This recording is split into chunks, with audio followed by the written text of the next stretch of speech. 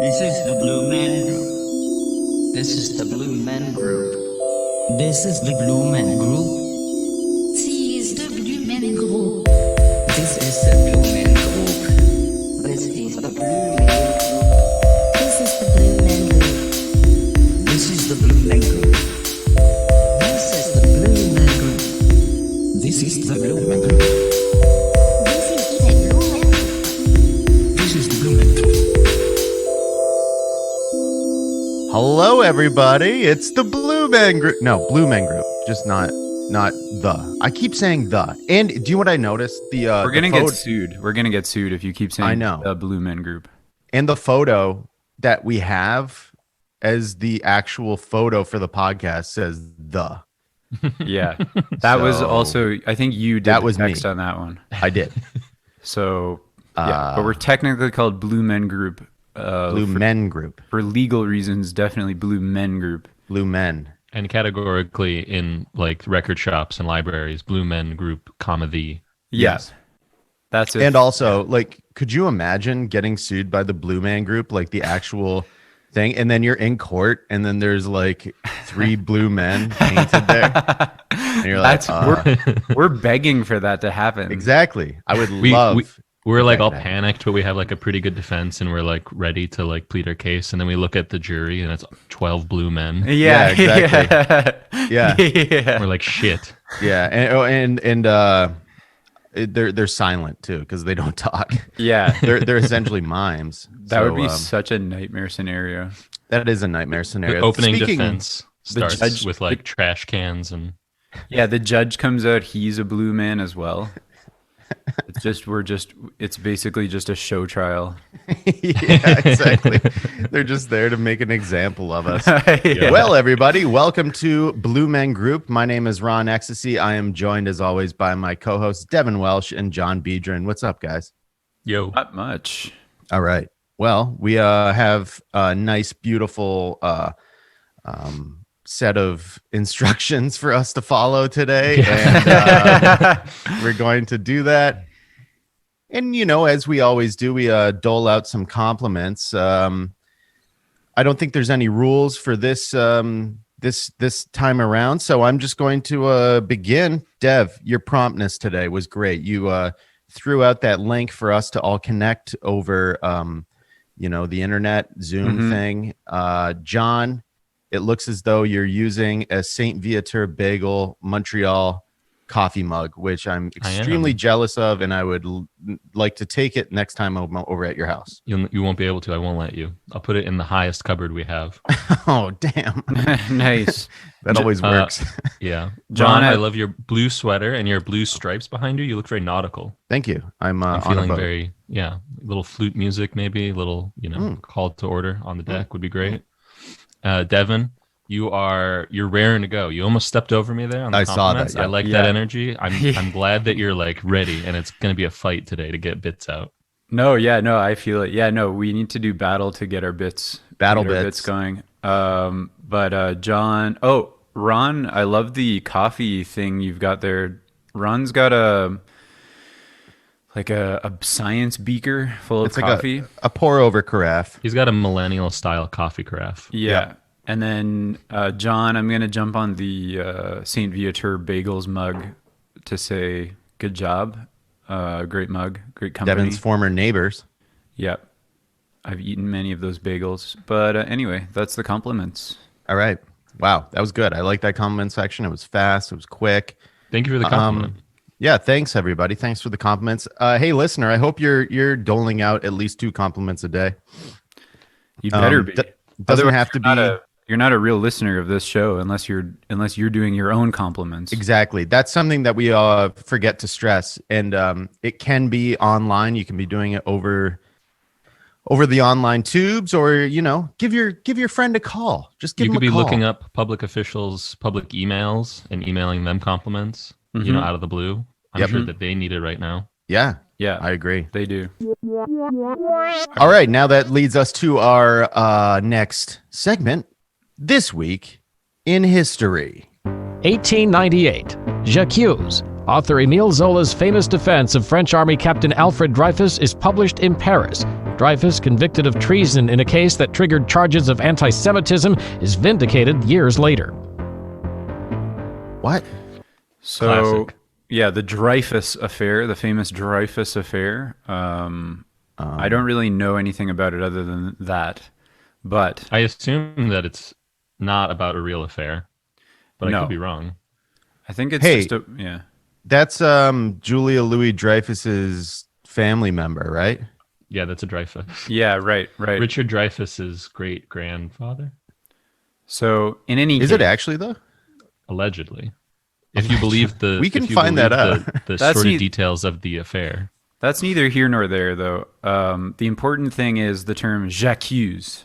Oh, Jacuzzi. Jacuzzi. Which- Jacuzzi. For my own purposes, it's a wonderful kind of rhetorical tool that Emile Zola gifted all of us, and we've all used subsequently in various times in our lives. Wait, Yeah. so this guy invented Jacuzzi? Yeah, he was the first guy to go, I accuse you of this. And He it's gave very it, yeah, cathartic.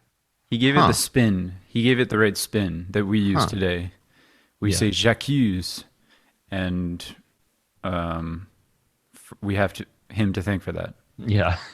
Well, thank you, It's a great thing Emile. to just shout also. Yeah, You know, So- if you see someone do something wrong in public.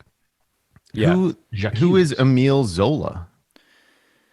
Again, not important. Oh, You're okay. missing the point here, Ron. Sorry. Oh, okay. Yeah. The point yeah. is j'accuse. This is a wonderful rhetorical holiday this week Yeah. in history of Oh. Jacuzzi, which just say it, just try it, give it a spin.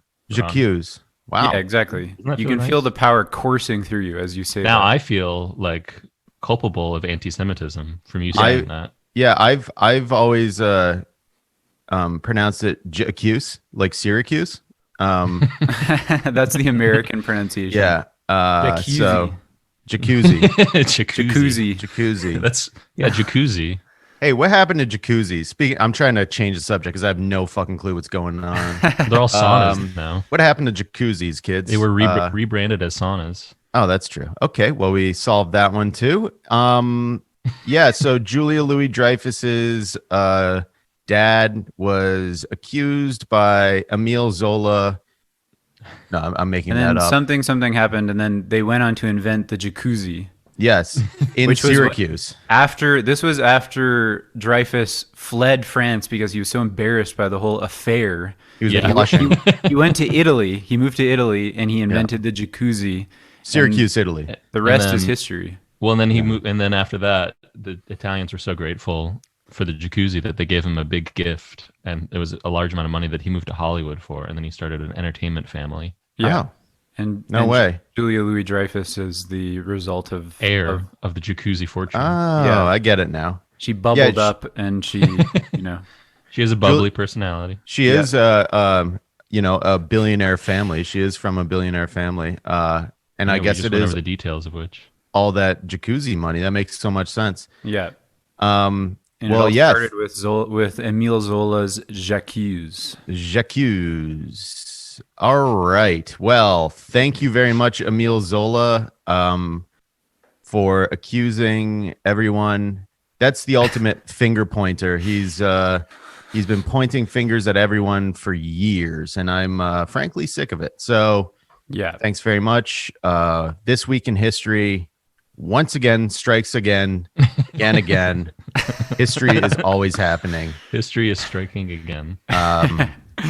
Thank you. Let's close that chapter.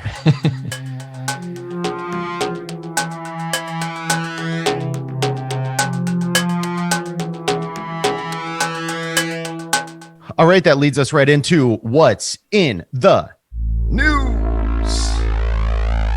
All right, everybody. Once again, absolutely busy fucking news week. I'm sure real things were happening, but I wasn't paying attention to them. Things that I were paying attention to are this. Yo, in the middle of that sentence, I was like, what preposition? Like, I was like, R is. Does that ever happen? Sometimes I just like, fuck, I don't even know what I'm saying. I'm supposed to be a communicator. That's like, I don't take my communication seriously sometimes. Well, you didn't celebrate the rhetorical holiday of jacuzzi. Oh my which God, leads me what to is believe going that you on don't with really this believe in the jacuzzi power thing? of rhetoric. Well, jacuzzi, I'm accusing you Yeah. of not taking grammar or rhetoric seriously. That's Yeah. true. But That's true. anyway, let's get into the heavy hitting stories here. All right. First of Well, which, Ron, tell us a little bit about John Dillermand. yeah. So I'm glad you brought up John Dillermand because this news story is out of Denmark. John Dillermand is the name of a new show in Denmark and a new children's TV show about a man with a massive and uncontrollable penis. Now, I know last week's episode, there was some talk about penis, and I just thought, like, I didn't submit this one to the docket to be discussed, and in the group chat of the planning, which we spend many hours planning this show, like, I was like, well, that means more penis talk. Is everybody okay with that? And nobody said anything. So, yeah, I mean, this TV show, again, Danish TV show. Yeah. If this was around when I was younger, I really believe I would have felt seen and and just like represented.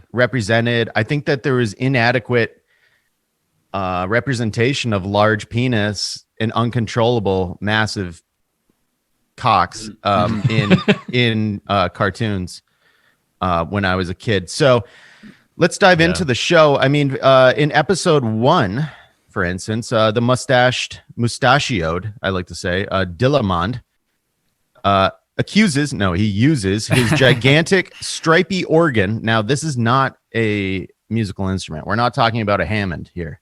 We're talking about a ham. Hammond. A mound of ham. Man's Hammond. Okay, so John Dillermand quickly finds himself inundated with requests from his neighbors to take their pets out for a walk, too. So everybody's asking him to walk their pets for some reason. Maybe they mistake his long schlong for like a leash or something like that. Because he uses his penis as a leash for his own dog. Yes. And then the neighbors are so so happy about it that they want him to walk their dog with his penis as well. Yeah. And that's cool. So at another point in the show, he is stuck floating in midair after balloons are tied to his groin. That's shown in a photo on the if you just look this up. It's an animated show. Oh, so his penis isn't actually that large. It's just a cartoonish rendering of one. Yeah. It's based on a real life. Real guy in Denmark, actually. Yeah. John Dillermand. Yeah, it's his name. It's his real story. They opted to. They're like, he's like, yeah, you can do this cartoon, but just like kind of blur out the parts that are me. And they're like, all right, we're naming it after you. Yeah. So in another episode, let's see, he breaks his friend's vase with his penis and must raise money to pay them back. And in a third, he uses it to steal an ice cream at the zoo. That's not bad. It's got like it sounds more like an elephant trunk, to be honest. Than penis. And that makes sense. To be frank, it's disgusting how the MSM, the mainstream media, just portrays this large cocked man. Coxman. Yeah, he's a cox. Girls go crazy for a long cocked man. But there's some controversy, as you can imagine, with the show. People were. I can't imagine anyone would find this offensive. People find it very funny in Denmark and otherwise across the internet. It was quite a sensation. That's where I heard about it. Yeah, funnily enough. Yeah, exactly. And so there has been some pushback, let's say, from the right wing. Okay, so the right wing in Denmark. The Danish People's Party, it doesn't sound good when something's up when you have the Danish People's Party in 2021, and especially when the politician's name is Morten Messerschmidt. If anybody's familiar with Central European history of the mid 1900s, Messerschmitt was a very powerful German jet. Nonetheless, Messerschmitt said that children should not be forced to watch a cartoon depiction of an adult man's groin. Interesting. Do you think Messerschmitt is projecting a bit? I think he's sensitive about how large a man's member is. Is the problem that he has with it that it's a cartoon depiction? Does he? That's what I was about Does to he say. want children to watch, live action depictions of an adult man's groin? Yeah. Well, this seems like he could be next taking season on Denmark TV. There will be a children's show with a live action. Yeah, I mean, like coming.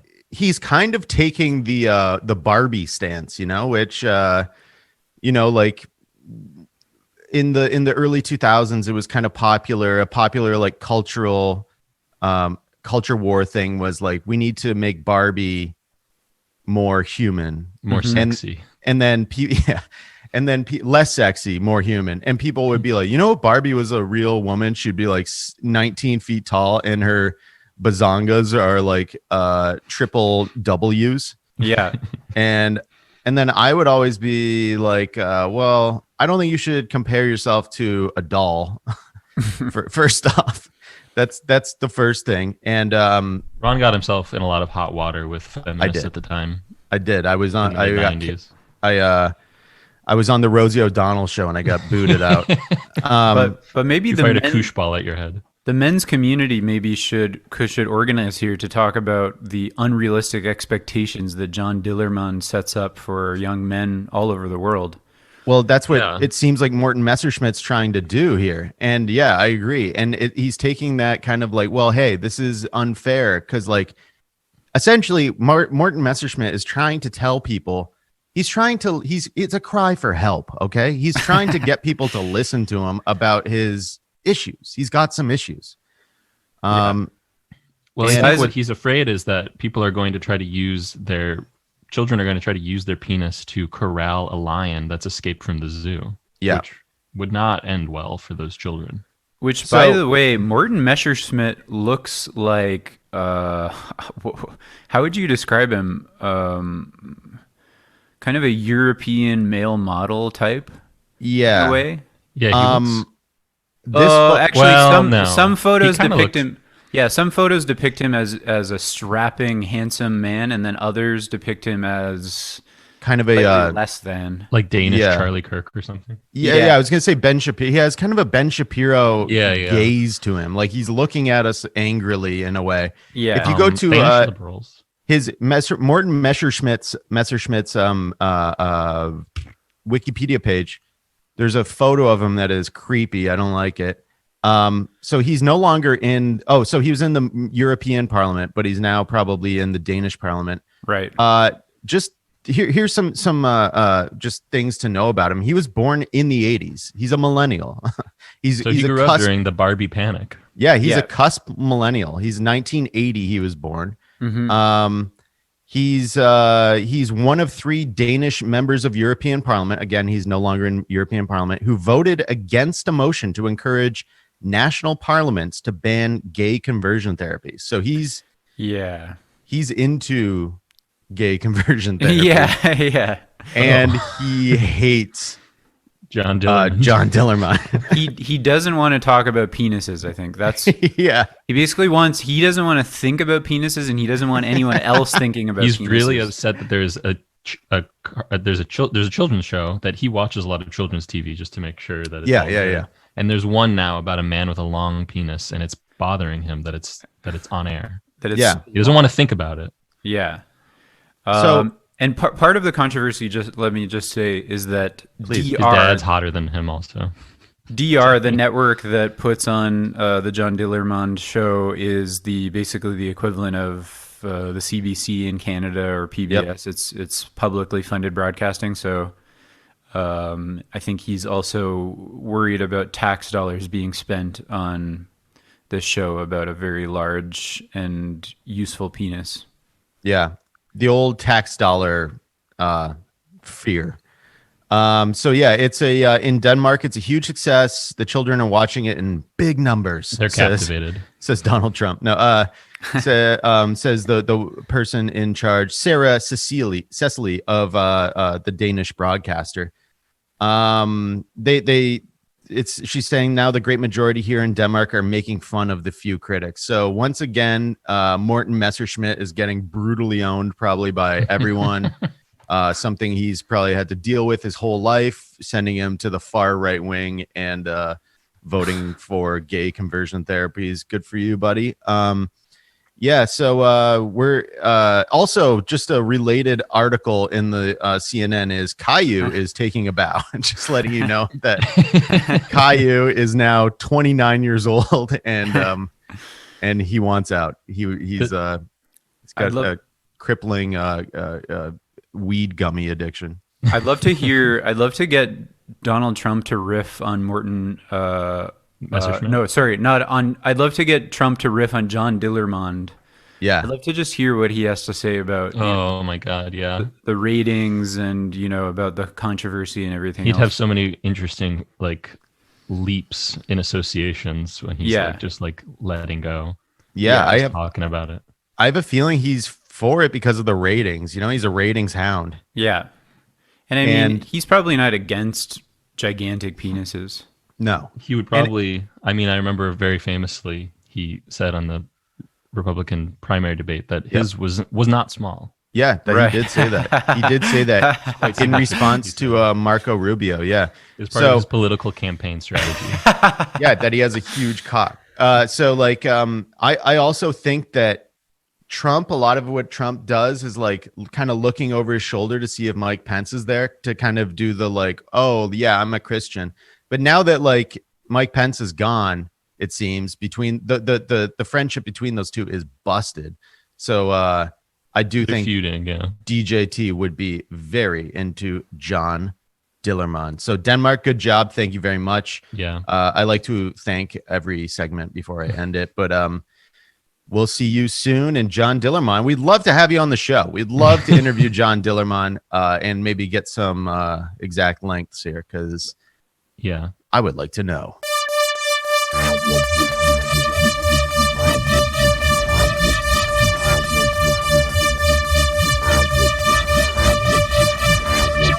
Well, just jumping right over to another Central European country. Are they both Scandinavian? We're also going to be talking about... neither of them are, John. The Netherlands. All right, whatever. I don't... they're all sort of the same to me. Well, actually, Denmark is... Sorry, that was so mean. Denmark is Scandinavian in a way, I guess. I don't know how... It's all the marshy floodwaters of Europe, the kind of marshy backwaters... Yeah, tulip country. So, John, tell us a little bit about this. Let me read the headline. It's Dutch officials. Excuse me, John. Let me read this headline. Read this headline here. Dutch officials seize ham sandwiches of drivers arriving from the UK. Yeah, sensational headline. But you know what? The story holds up. It's not just, this isn't yellow journalism. This is a real serious issue. So since Brexit, we all remember that there was some sort of wild bill passed maybe last year that said something about how Britain isn't European anymore. Yeah. Doesn't matter. I heard about it. The more important thing is that apparently it's real now. It's happening. Shit. They're exiting. They're Brexiting. And truck drivers or lorry drivers from the UK are taking the Hoek der Holland seaport, and as they arrive in the seaport, customs officials are confiscating their ham sandwiches and other animal-derived products, POAO, products of animal origin. And we've got a video that let's pull it up. Depicts an interaction between a customs official and one of these unfortunate lorry drivers.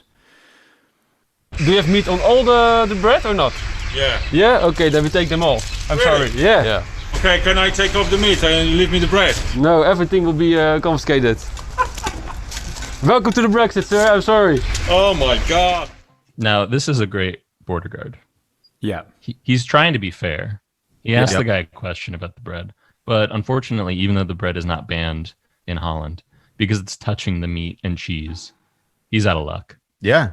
The driver's looking on. He's a little frustrated, but he's being fair. He's being compliant. Yep. And then he laughed. He chuckled. Yeah. And then the Dutch security guard says, "Welcome to the Brexit." Yeah.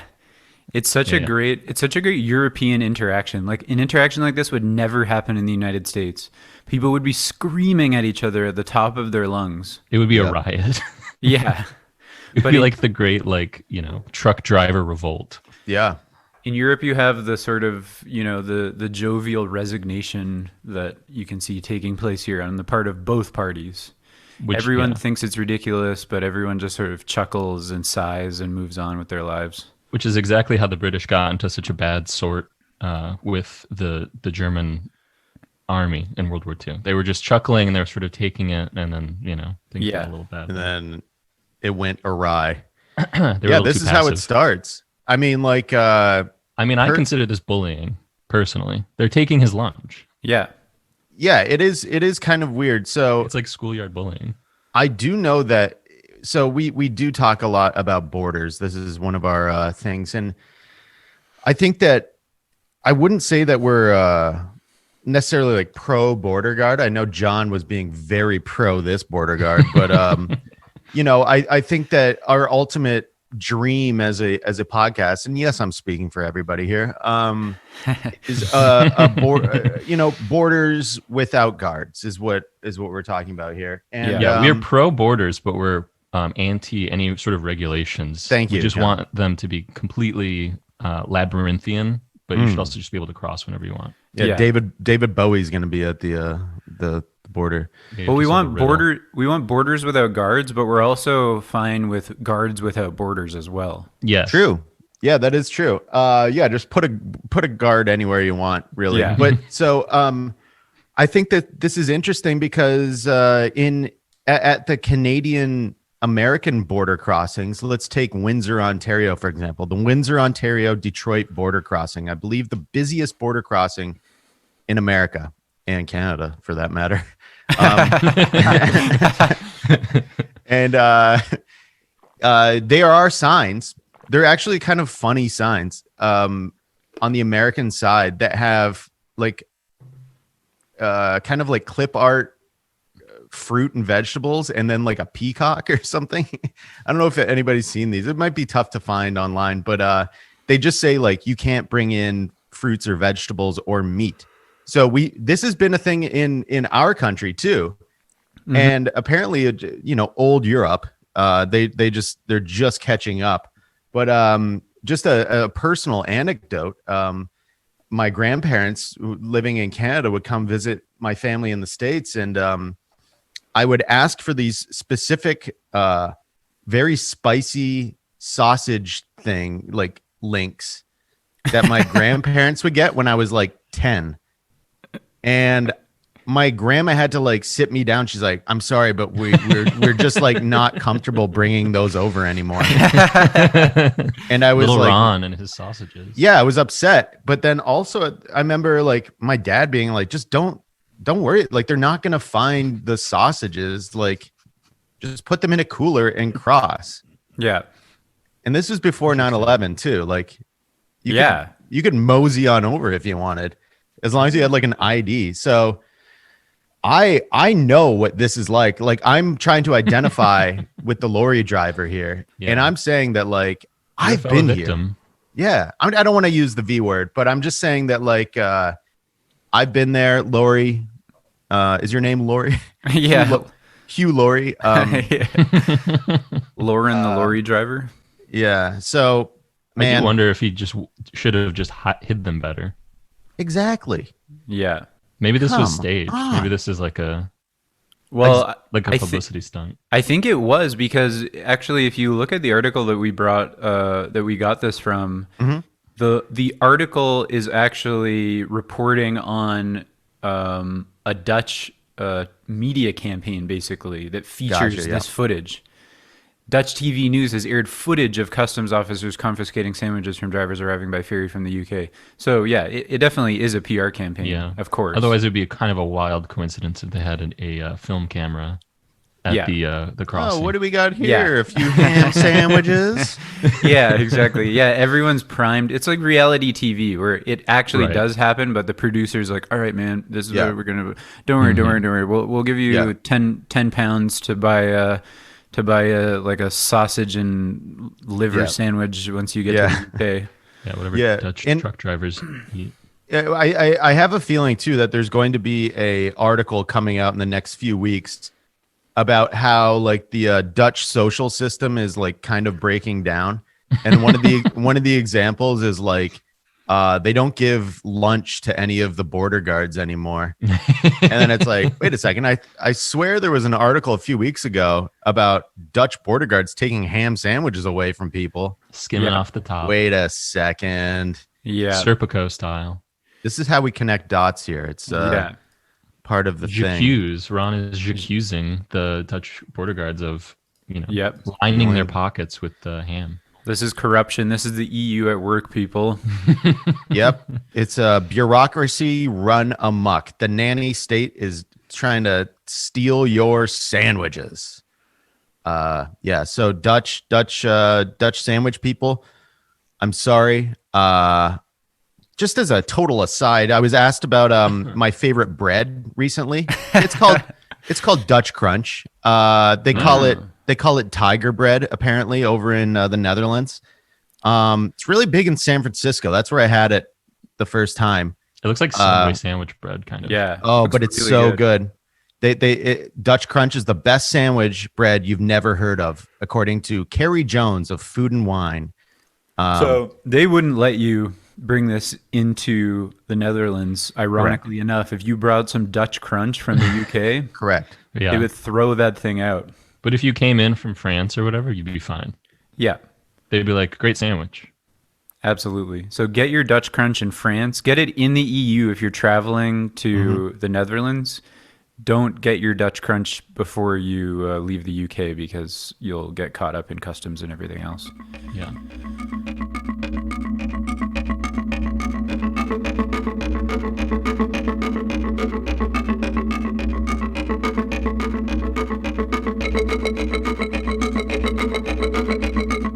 All right, let's head back to the United States. I think it's time. All my sandwiches are confiscated. My penis is not as big as John Dillermann's.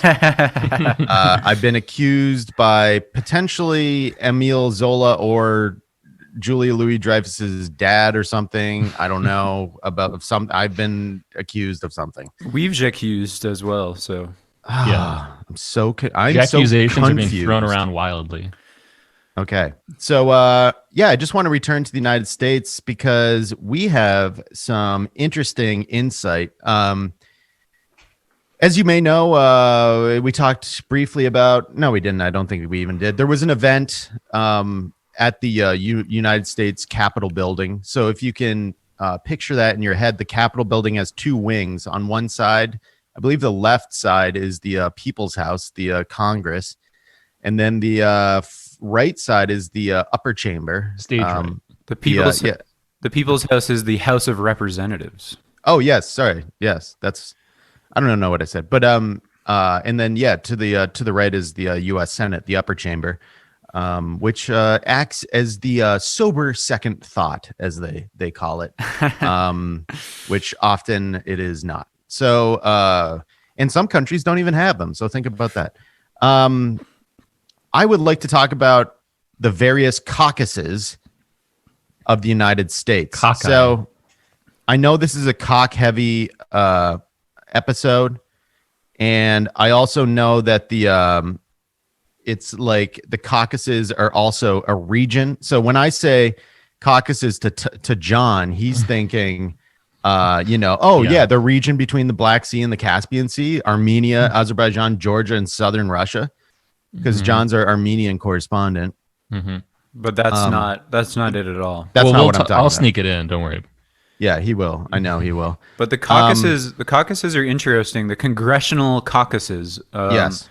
It's an interesting, little known sort of way that the House actually functions. caucus referring to just members of the U.S. Congress that meet to pursue common legislative objectives. So Yes.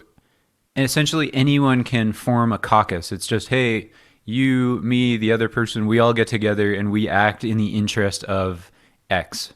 Yes. We act in the interest of, and so there's so many different caucuses that I thought it would be interesting and enlightening to go through some of these, if not all of them. Yeah, at there's- least Yeah, some we've of got some them. time. There's literally hundreds of them. So this is the thing. So imagine this, right? Like I always the term caucus just bothers me.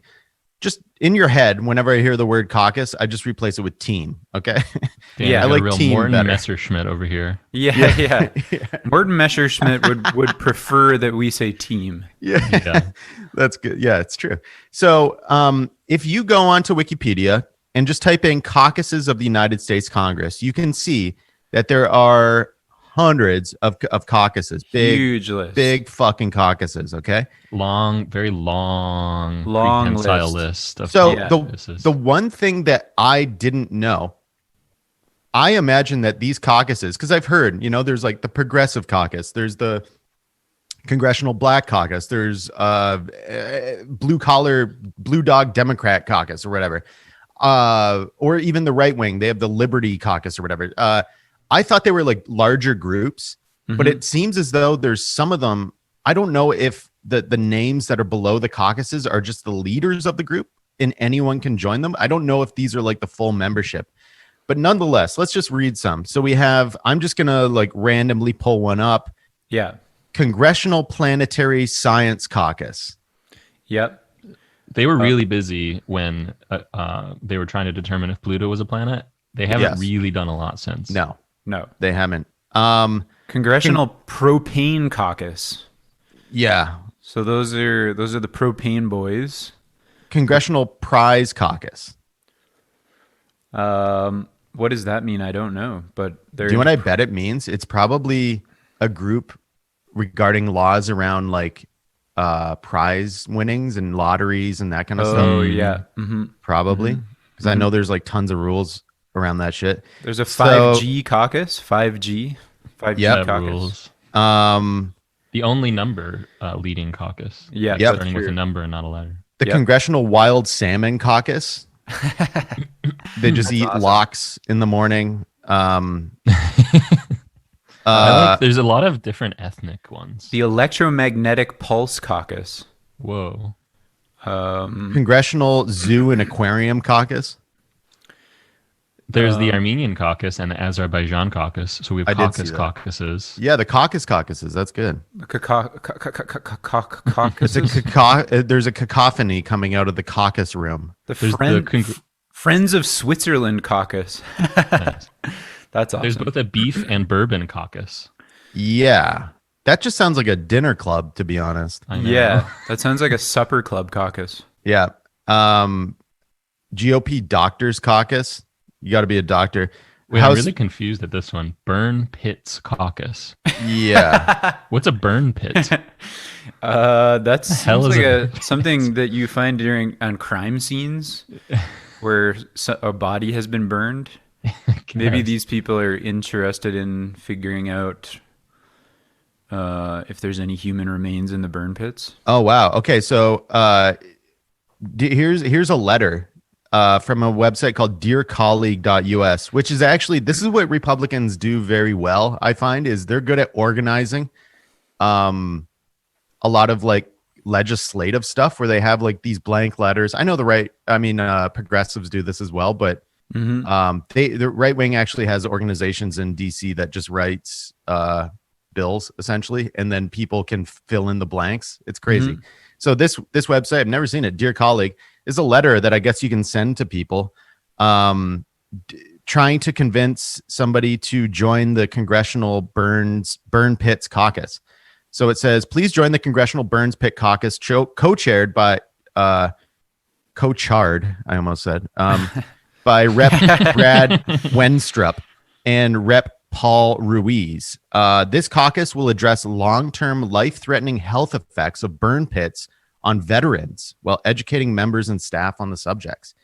During the conflicts in Iraq and Afghanistan, burn pits were used as a primary method to dispose of waste and garbage generated by the American military bases. Holy shit. Because unlimited items were indiscriminately burned, the burn pits released an array of pollutants, including particulate matter and known carcinogens. Within months or years after returning from deployment, soldiers exposed to burn pits suffered from pulmonary issues, insomnia, and cancer. Some of these illnesses have resulted in death. This is just, absolutely insane.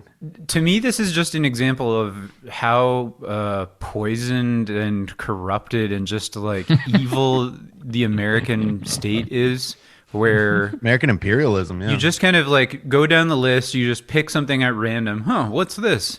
And then you just look into it a tiny little bit. You spend 30 seconds looking into it and you immediately get into, we burned like tons and tons of trash. Indiscriminately. Basically, it caused cancer in soldiers that were serving in Iraq and Afghanistan. It's just like, what the fuck? Yeah. And now we have to manage it. And now it's like we have this organization that's like revered, like to manage this situation. Yeah, now there's a caucus for that. And so every time America fucks up somewhere, there's a caucus for that. Yeah. And so there's just there's an endlessly proliferating list of caucuses that have to be put together in order to solve these problems. But the problems are probably manifesting. They don't get solved. Yeah, they don't get solved. They just sort of allow them to continue, like legally create. Like, well, you have to allow it to go on. Yeah, this somewhat reminds me of I was at a funeral actually in Arlington National Cemetery, and they explain. So Arlington National Cemetery is absolutely massive, and it's like kind of concerning because it's like, whoa, we're like very proud of all the people who have died in wars that America's been involved in. And one of the representatives, everybody there was, extremely nice, was very nice. And one of the representatives said, as they're explaining things, like, we have like plenty more space and I was just thinking of like, well, I don't think we should be, what? There shouldn't be more space. Like, what if we didn't have more space? We should be trying to not be putting people here. Yeah. What if we decided that Arlington National Cemetery was full? No more bodies, no vacancy, and then we can do our foreign policy on that basis going forward. Yeah, that would be working backwards. I like that. That's good. So yeah, that is actually very weird. I did not plan to know what that was, but now I do, and that's kind of fucked up. We have the House Wire and Wire Products Caucus, the I-69 Congressional Caucus. Yeah, the highway has its own. That's like a rock band. That sounds like it's a congressional rock band. That's the coolest caucus, the I-69 Congressional Caucus. Yeah. We've got the Kurdish American Caucus. I gotta join the I-69 caucus. Oh, okay. So it's you can see some of the members that are some of these have are big enough to show the exact members, but Montenegro caucus. Yeah. And how many caucuses can you join at a time? Like Poland caucus. Can you be part of 50, 60 caucuses? I'm Problem Solvers Caucus. I'd be on this one. Yeah. Oh yeah. They'd be like, somebody needs a new key made. I'd be like, I know where to get one made. I would like to join the Problem Causers Caucus. Yeah. And be on both. The Romanian caucus. Yeah. Do we have that? Isn't that in there? Oh yeah. Nice. Small Brewers Caucus. Taxed enough already caucus. Oh yeah, Louis Gohmert, that motherfucker. It's his own personal like caucus for himself. Yeah. I don't want to pay more in taxes. I would definitely join some like easier ones, like Tuberculosis Elimination Caucus. It seems like TV's like, I don't know, we're on that one kind of, but like you can sort of lean back on that one. Yeah. Jumping on like the Black Plague Elimination Caucus. It's like, so boys, it's like we're doing a good job keeping it in check. Yeah, exactly. Keep up the good work. Yeah, I wonder what the oldest caucus is. I mean, like, that's not a joke, by the way. If you were gonna say Bernie Sanders or something. Yeah, I mean, so also just to let you know, there's the Congressional Member Organization, CMOs, and the Congressional staff We're organizations. talking about members. We're talking about caucuses. I know, it's all phallic. It's all penis oriented. No yonic emphasis here. It's all phallic, it seems. Yeah. Friends of Hungary, Dreamers, Congressional Staff Association. Millennial Action Staff. Oh yeah, that's good. Space Advocates. So annoying. You can be an advocate for space. Vegetarian Staff Association. It's just one person. So anyway, the point here is that there's an unlimited number of caucuses, basically. Yeah. The congresspersons that work for the U.S. government are not getting a lot done, but they're talking about a lot of stuff. Mm-hmm. They're busy, And they're possibly on multiple caucus organizations. Yeah. I'm probably imagining many. that someone is on both the Armenian and the Assyrian, or the Armenian and the Azerbaijani, or Yeah. like just, sort of dual enlisting. Into Yeah, different exactly. ethnic They're like, hey, caucuses. wait, aren't you? It's like riding pointing the a- fence. Riding the Yeah. fence hard. very hard. Yeah, so I think everybody should take a look at this caucus list, big long caucus list, and just choose a few to follow. Set up a Google News alert and just keep yourself abreast of what is going on in your favorite caucus, because it's absolutely fascinating. And also, just to add, I don't know if anybody, if any listeners ever did YAG, YIG. I don't know why I called it YAG. Youth in Government. It was like a YMCA program. I was a member of that, and I got sent to the the state house in Lansing. And I always opted to be in the Congress. I never wanted to go to the Senate because I was like, no, I'm a people person. And I got to sit at a guy named Aldo Vagnazzi's desk. And I would just go through the guy's desk. He was a representative from Farmington Hills, Michigan. I would just go through his desk and like take pens and stuff like that. But he was like a legit politician. I sat at his desk for like a week, trying to like pass bills and stuff like that. And then you have to go to all these committees. And what you realize is like, this is so unbelievably boring and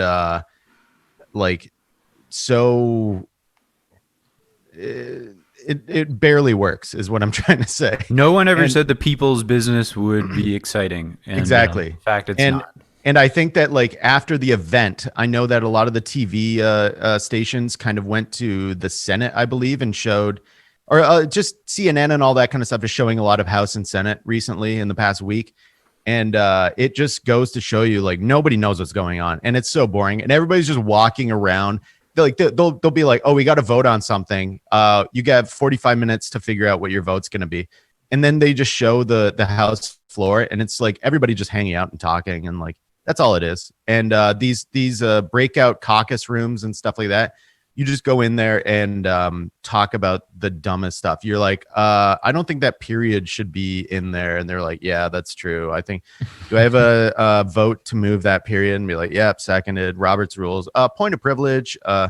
Anyway, it's all kind of nuts. And I encourage you to look in and follow something just for a while to see how absolutely crazy it is.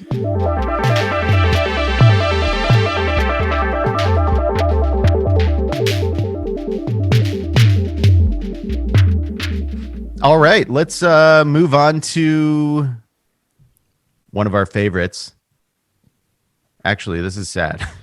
This is one of the best segments, though. People always send us examples to use of this They segment. do. They're very respectful. People will not stop sending us things, which is great. Please keep on sending us things. Dev, would you like to lead us in on the our latest segment, the Fallen Hero of the Week? Yes, I would.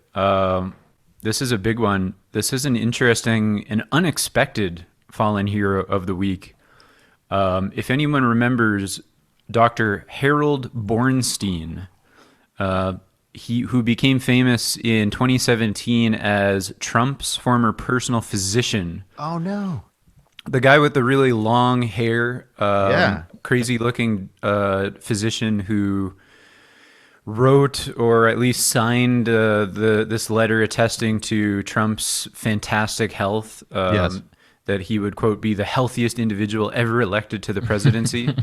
Well, that physician has died at the age of 73. It's an interesting guy. I just wanted to read a little bit from this New York Times obituary because please. I love the New York Times obituaries. I think it's probably their best. My favorite thing, that the New York Yeah. Times does is the obituaries. In the case of obituaries, the New York Times remains the paper of record. Yes. And so let me just read a few paragraphs from here. Loquacious, hirsute, and eccentric, Dr. Bornstein, a gastroenterologist, was Mr. Trump's personal physician from 1980 to 2017. He had inherited Mr. Trump as a patient from his father, Dr. Jacob Bornstein, with whom he shared a medical practice on the Upper East Side of Manhattan at Park Avenue and 78th Street. When Mr. Trump was elected president in 2016, Dr. Bornstein had hoped to be named White House physician and suggested as much to a longtime Trump assistant. But he was expelled from the Trump orbit after he disclosed to the Times that the president was taking medication to make his hair grow. So, Yeah. the fallout between him and Trump took place over his Propecia. disclosure It's a of little petty, yeah. of a drug called Propecia that that Mr. Trump was taking and that Dr. Bornstein was taking. And you can clearly see Dr. Bornstein in his late 60s, early 70s with a massive head of hair. Yeah, That beautiful. indicates he was definitely taking something. and we can see that with Trump as well. The proof is in the pudding with, beautiful hair. Old guys with really long hair that they still wear, sort of like, As if they're in their 30s or something. But in a Right. series of interviews with the Times in 2017, he said that Mr. Trump was taking a prostate-related drug, Propecia, to promote hair growth, the same drug that Dr. Bornstein himself was taking to maintain his own shoulder-length locks. There we go. He told the Times he had had no contact with Mr. Trump since he had become president, that the White House had not asked him to forward Mr. Trump's medical records, as new administrations traditionally do. He also complained of the poor seats he had been assigned for the president's inauguration. Dr. Bornstein later told NBC News that 2 days after the Times article appeared, 3 representatives of Mr. Trump had, quote, raided his office and taken all of Mr. Trump's medical records. It's like Watergate. They also told him to remove a picture he had on the wall of him with Mr. Trump. And then to quote Dr. Bornstein, what he said to NBC, Dr. Bornstein said, "I feel raped." I know. That's so fucking crazy. So, Oh my God. Dr. Bornstein, his 15 minutes of fame being sort of manipulated by President Trump and then thrown under the bus, and Dr. Bornstein recently died. Damn. But the interesting thing that I would say about the whole Bornstein saga, as a testament to his skills as a physician, is that his suggestion that Trump would be the healthiest individual ever elected to the presidency, has it not borne out to be true? That Right. is kind the yeah, guy exactly. the guy kicked COVID. And he's the oldest president Yeah. in modern history. Yeah. So, in a sense, he's still kicking, he's still doing it, and he beat COVID. Dr. Right. Bornstein was right, people. He's true. and Trump outlived Bornstein. His doctor. Yeah. So the whole thing came true. Bornstein was not a crank. No, He it's said true. that Trump was going to be the healthiest individual ever elected to the presidency. Trump is now the oldest president, clearly healthier than Ronald Reagan, another famously Right. old president. Donald J. Trump may turn out to be healthier as president than Joe Biden. We'll see. But anyway, let's not throw Bornstein under the bus like Trump did. Let's recognize his accomplishments and his astute assessment Absolutely. of Mr. Trump's health.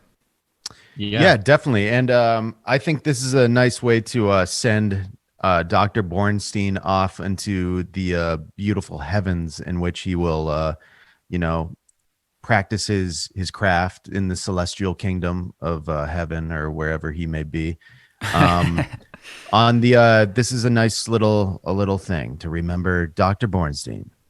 On the back of his business cards, Stat reported, that's some like medical journal or something, included his name, and below that, written in Italian, the phrase Dottore molto famoso, very famous doctor.